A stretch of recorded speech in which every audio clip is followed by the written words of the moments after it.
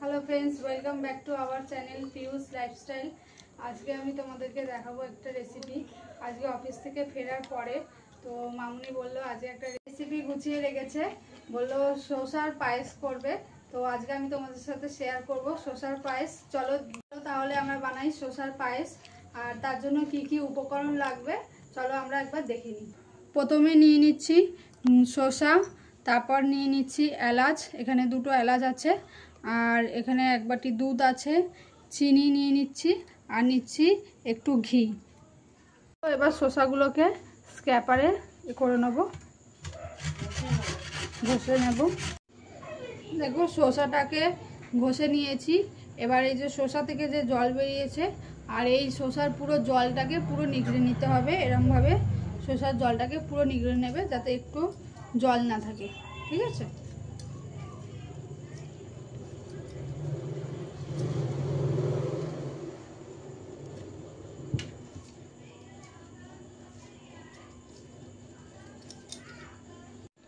দেখো শসাটাকে আমি পুরোপুরি জলটা ঝরিয়ে নিয়েছি। এইভাবে শসাটার জল ঝরিয়ে নেবে যাতে জল একটুও না থাকে। চলো এবার দেখে নিই কীভাবে রেসিপিটা বানানো হবে।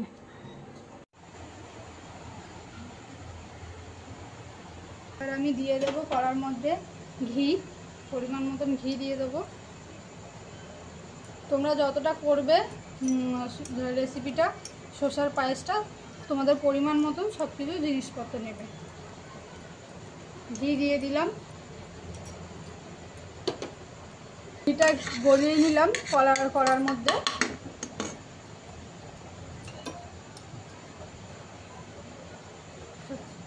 এবার দিয়ে দেবো এলাচ, দুটো এলাচ দিয়ে দিলাম। তারপর দিয়ে দেবো কাজু,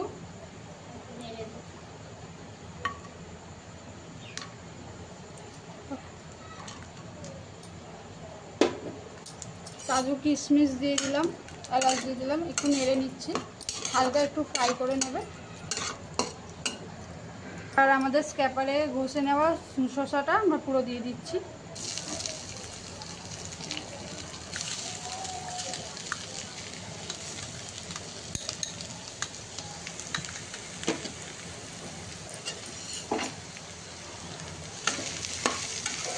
শসাটাকে নেড়ে নেবো ভালো করে।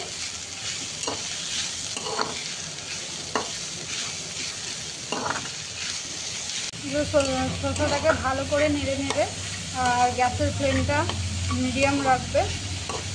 শসাটা হালকা ভাজা ফ্রাই হয়ে এলে তারপর আমরা এর মধ্যে ঢেলে দেবো চিনি। এবার এর মধ্যে আমরা দিয়ে দিচ্ছি পরিমাণ মতন দুধ,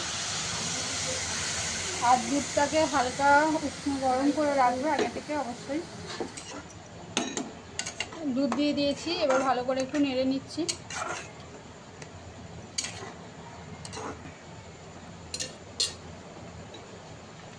এবার আমরা চিনি দিয়ে দেবো।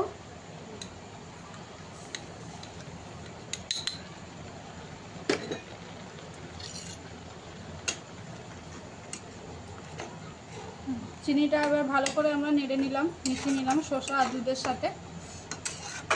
এবার এটাকে ফুটতে দিতে হবে একটু।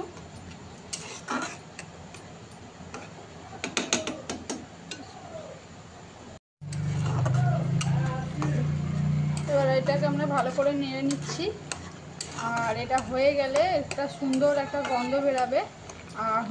তারপরে আমরা পাত্রের মধ্যে ঢেলে নেব। আর একটু নাড়তে থাকবে যাতে কড়ার মধ্যে ধরে না যায়, মাঝে সাঝে একটু নাড়তে থাকবে। তো হয়ে গেছে আমাদের রেসিপিটা রেডি। এবার আমরা গ্যাসটা নামিয়ে নিলাম, নিয়ে এবার আমরা পাত্রে ঢেলে নেব। দেখো আমাদের শসার পায়েস রেডি হয়ে গেছে। এবার টেস্ট করে দেখি কেমন হয়েছে। আর তোমরাও বাড়িতে অবশ্যই ট্রাই করবে, ট্রাই করে জানাবে কেমন হয়েছে, কমেন্টে অবশ্যই জানিও। ভালো লাগলে ভিডিওটা লাইক করো, কমেন্ট করো, চ্যানেলটাকে সাবস্ক্রাইব করে দিও, পাশে থেকো।